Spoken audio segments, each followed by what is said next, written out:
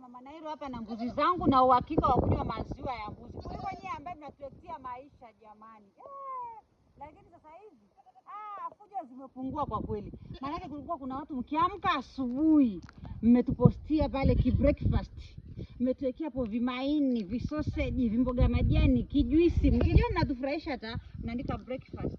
Ikifika mchana mmetupostia upundo wa moto hapo, mmetupostia hapo na vindizi mzuzu na kibia cha baridi. Eti hivi umekula? Alafu ikifika jioni mnatupostia mahali unalala, kitanda kubwa kabisa hapo eti na vile vitaa vimefifia vya mapenzi, alafu naandika tafuta hela ile usisahau kuishi.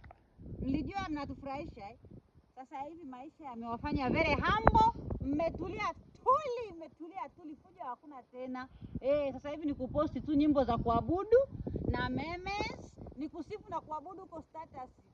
Mnajidai kwamba watu wa Mungu tunajua mmeisiwa. Sasa hivi tuwakumbushe ndugu zangu, mtukumbushe pia na kwenda kujiandikisha tukapige kura siku ya uchaguzi. Ndio vitu vilivyobaki vya kuposti ndugu yangu, havina vingine. Tumekuwa very humble, mmekuwa very humble, hela hamna, vyuma vimekaza. Kwa rekodio lo Madonna, kaenda peleka balao.